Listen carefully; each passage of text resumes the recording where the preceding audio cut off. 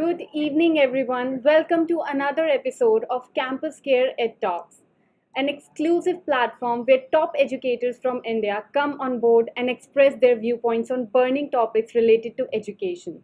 But before we begin, let me introduce you to Entab.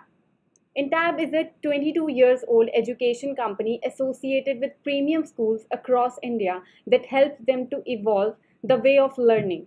We are the number one provider of high quality futuristic ERP, CRMs, and mobile apps for school, students, and teachers also. So, today's topic of discussion is why every teacher needs to study special education, and to shed some light on it, we have us Mrs. Richa Tiwari Diwan, Principal of Shri Vaishnav Academy School, Indore. Welcome, ma'am. Hello, thank you so much for having me here. Thank you so much, ma'am. Mrs. Richa Tiwari Diwan, who is an inclusive leader and educationist for 19 years, not only by profession but by heart. She is the founder and the principal of four reputed leading school of Easter Ahmedabad. She is a firm mentor, motivational speaker, and trained classic dancer. A very warm welcome, ma'am. So good to have you here. Thank you so much. Thank you, Mahan. Thank you so much, ma'am. So let's start off with the session now. Firstly, I would like you to tell us what are the advantage of special needs teacher training. Okay, so let's begin with a little years ahead than NEP 2020. So in 2009, when RTE Act has been passed, so it was emphasized in that act for inclusive education. Inclusive education doesn't mean that all the financial status of community and society should participate. It should be education for all. Education should be in reach of all. So it should be approachable to all. And why special education? Because our society has different individuals. Some individuals are able in different way, and some individuals are able in another way. So some are facing some different kind of disability, and I'm not going to call it disability. They are differently able. Yes, ma'am. They have some other personality traits which are little different than us. So physically and emotionally, everyone has some or other kind of specific individuality. So when we talk about inclusive education, if until and unless we won't include each and every part of our community and the society, it cannot be called inclusive education. So when inclusive education is there, then it should cater the needs of each and every child. And every child has different needs in regards to the intellectuality and in regards to the emotional needs, in regard to the physical needs. So until and unless an educator won't be able to understand what are the needs of an individual, what are the needs of the child, and what are the lacking behind the learning process, and what are the lacking and why are these lacking in the learning and teaching and learning process. So she or he won't be able to cater the needs. He won't be able to cater the correct requirement of knowledge and correct requirement of care, correct requirement of involvement of the child. So for that, one should be go for a special education training. And why and what are the advantages and why it should be there in the society? As I told in the beginning that we started with that education is the right of each and every child, and correct education and education up to when the child needs it is the right of every child. Every child is a different child, and the child has some special qualities. We discussed since many years, but when it comes to perform this in reality, we started differentiating. Okay, this child won't be able to climb the stairs. That's why this child should go to a special school. This child won't be able to speak. That's why this child go to a special school. This child won't be able to hear. That's why that child should go to a different school. we usually differentiate in that manner. And especially when it comes to emotional need of the child, we just judge them on the basis of mark sheet. When an educator will be specially trained with special education, so that teacher will be able to know that each child has some or other kind of difficulty in each subject, and each child has some or other kind of expertise in each subject. It is not like that one is weak in mathematics, so one will be weak in mathematics overall. No, there are some topics where even the weakest child, the child with struggling with the mathematics, can be good at some topics. Same way, each child, whether the child is a special child, specially able, specially disabled, no regards to that, each child has some special qualities, and that a teacher will be able to identify when the teacher will be specially trained in special education. These are the benefits when to talk about inclusive classroom. Inclusive classroom means what? That classroom should cater the needs of every financial and economic level of the society. No, that cannot be called that cannot be called an inclusive classroom. An inclusive classroom means where every single child with some or other kind of ability or disability should have the right to sit and learn. It might be possible that speed of learning and grasping power could differ person to person. That is possible in every person that is there. But with the understanding of special education, a teacher will be able to understand, especially the personality traits when a child is differently abled. So they have special personality traits, and that comes in the context of classroom learning and grasping, and that will make education an inclusive atmosphere. It will create an environment where every single person will participate, not only the child, the educator, everyone, the parent. If a teacher is specially trained, the teacher will be definitely able to guide the parent in better way for the development of the child. If a teacher is specially trained, first of all, he will come to know what are the different ways to deliver the topic or the knowledge of the same content to each and every child. So there are so many benefits. Thank you so much, ma'am. Very well explained by you. So, my another question is, what are the top reasons you think are to get a special education degree? Thank you so much, Mahak, that the importance and the reasons, they are almost similar. The reason is nowadays we see that there are so many kids, those who are not differently abled only, but they are dealing with some kind of behavioral or emotional disorders. In that way also, they are like very normal in the appearance, and they won't be able to express it. But in that way, if a child is having some behavioral issue or some learning disorders, like so many are, dyslexia is commonly is there, ADHD is there, attention deficit hyperactivity disorder. These are the words which are used by educationists since about 20 years, but hardly people have worked upon it. When we talk about ADHD specifically, so attention deficit hyperactivity disorder, only attention deficit is there. But parallel to that, child is hyperactive. And that hyperactivity could be used as a tool for education. If a teacher is specially trained, that teacher will come to know how the activity, how the activeness and the energy of the child could be used and channelized through the learning, and that brings superior results. Like we have seen a personality who has given a different dimension to physics, Sir Albert Einstein. He was diagnosed with ADHD in his initial childhood, and soon I don't know which unfortunate school was that who has thrown Sir Albert Einstein out of the campus, but that, yeah, because of that unawareness that this hyperactivity is not a disorder that can be used very wisely for making the child so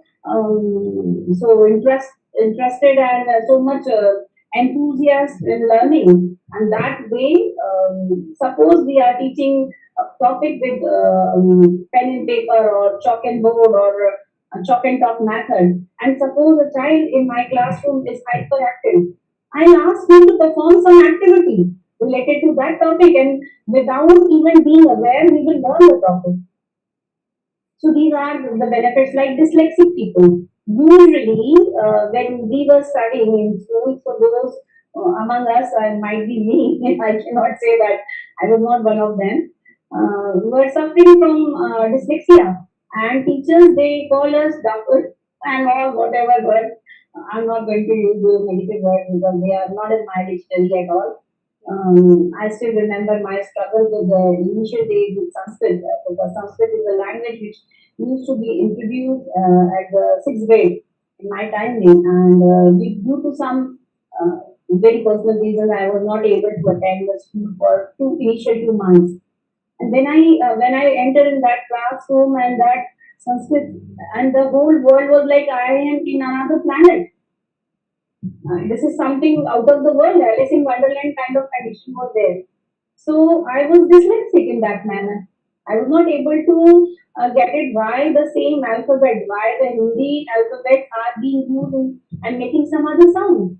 At that time, if somebody could have helped me in understanding that, thanks to Almighty, later with my own struggle and my journey with the Sanskrit, I learned everything. But if somebody would have understood that time or the need of that particular phase, that person would have guided me much better way. So when we talk about ADHD, when we talk about dyslexia, dyslexic kids, they can do miracle in education. They just have some struggle with basic,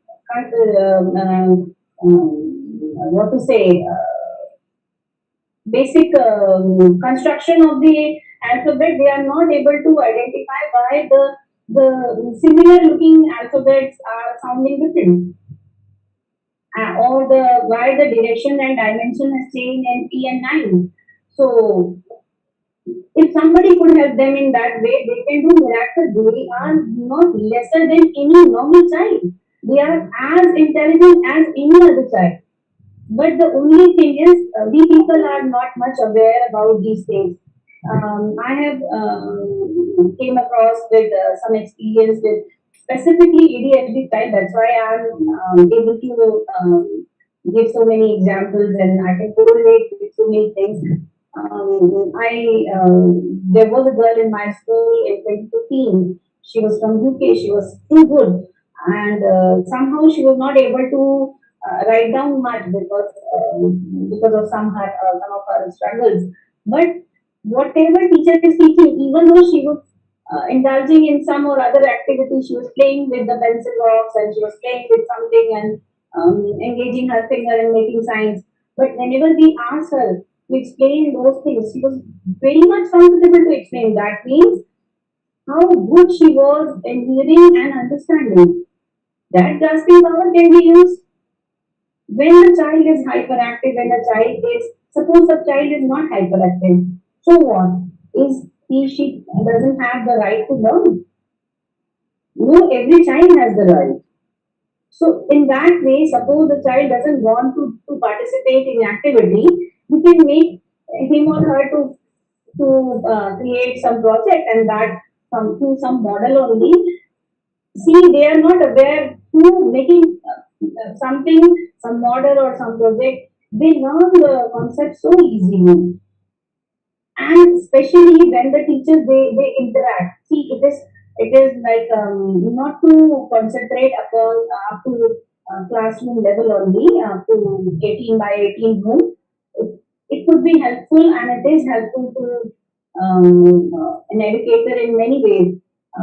Suppose some teacher is struggling with some child's learning issues, So if the teacher is specially trained, that teacher can formulate some strategies, some group activities, and through that group activity, either she can create a group of that particular kids specifically, or she can involve. That is also a part of inclusive education in one particular group, and she can make every type of kid involved. Some will be hyperactive, some will be less active, some will be learning by their own effort, some are learning with the teacher's help. So in that way, she is first of all she is able to identify the needs. Usually, up to last, you can say 15 years before, teachers they used to teach because their answer was like, I have done MSc in mathematics, that's why I am teaching mathematics. I have done MA in geography, that's why I am teaching geography. But gradually, the concept has changed. Now, teachers and educators, they are aware that we are teaching geography to make the child aware about the planet, about the surrounding, about their own nation, about their own state, about their own city. This is not because I have done some degree or diploma in that particular topic. So, when the concept of teaching and the reason behind teaching has changed, so many things has changed. Same way, when a teacher will be able to identify the learning pattern of the child, not only the need, the learning pattern of the child. Some kids they learn they just by reading. Some kids they learn by demonstration. Some kids they learn through by doing it. Some kids they learn by their own method. There are so many methods. When we talk about special education, an educator will be able to identify the specific personality traits of kids with special needs. And to be honest, they are very intellect. But because of their own learning pattern and methods, they are not being accepted as intellects. When the teacher will come to know all these things, that okay, I need to use a little different method or way for that particular child or that particular group of kids, they will be learning fiction of seconds.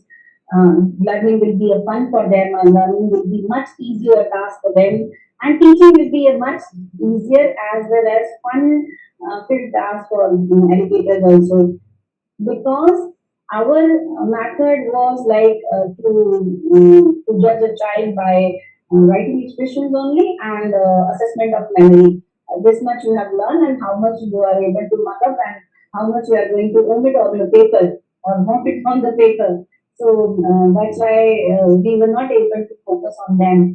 Then when we talk about these special education and special education trainings, we know the sometimes even a very normal intellect or normal achiever child or normally physically normal, emotional, mentally normal child is also suffering from something, some behavioral issues. Sometimes something happened in the family or surrounding that made a child a little disturbed. So in that point of time also, a teacher will be able to identify those things. Eye contact, special kids they don't have eye contact. It doesn't mean that they are not listening to us. They do listen to us. They are very keen about hearing and understanding. But we need to think about them. Okay, hey, where are your attention? Look at me, pay attention. They are paying attention, but they can't pretend like us by looking at you. So these are the things when a person is talking about inclusive education involves everyone, same age group child. They in the classroom we are graded as per the age and as per their performance in the exam, but they could have different level of learning. They are struggling with different kind of challenges about learning. So in that way, teachers will be able to identify those challenges. Usually, teachers they feel like, okay, I taught, that's why everyone learned. I taught, that is my part. Not everyone is able to learn at that very moment. So how? Just we need to depend upon a piece of paper till examination, till assessment. That special education training is also helping in that manner that a teacher is able to identify the learning gaps as well as the teacher is able to form the strategies. The teacher is able to what to say, frame the different techniques of teaching, different methods of delivering the particular content and the topic. So there are so many reasons.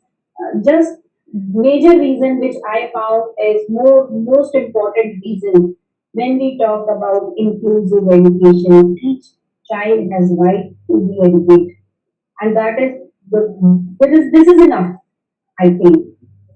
And we cannot deny that RTE 2009 that gives every child admission in the school, but that admission is not enough. We are not just there for giving admission, we are there to make them learn. When we talk about learning, we need to go for special trainings, and that helps a lot. Thank you so much, ma'am. Very brief explained by you. So, lastly, my viewers would like to know how to become a special education teacher. How to become a special education teacher. So there are special BAs available. There are so many distance courses are available. But I believe before going for all these things, one should ask himself or herself that why we should go for it.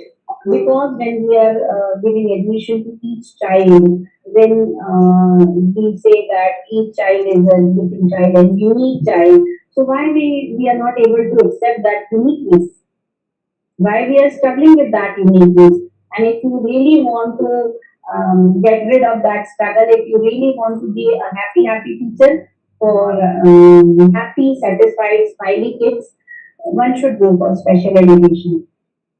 And there are so many universities those who are providing regular practical classes also, and so many centers in each and every big city right now is having special education center.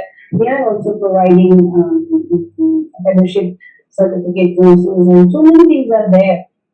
I believe we work for underprivileged class of the society. We are working for different communities. Why not to work for every kid with no regards of gender, with no regards of IQ level, with no regards of community and discrimination between the financial class and economic class of the society. Why not to work for each child? Believe me, the teacher who knows what is a special education and how to identify the learning gaps and needs of a special child and even a normal child with a little behavioral issues and emotional issues, that teacher is the happiest teacher on the planet.